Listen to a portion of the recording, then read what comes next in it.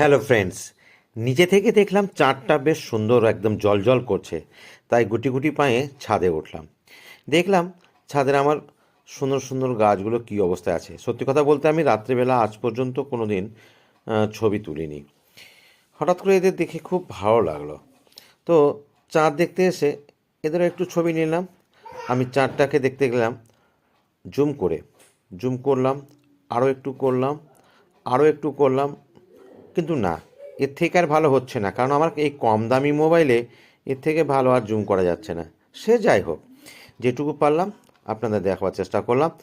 একটুখানি আর দেখে দিতে পারবো আমার অন্যান্য গাছ বলতে খুব স্বাদের গাছটি আমার খুবই পছন্দের, এই সফেদা।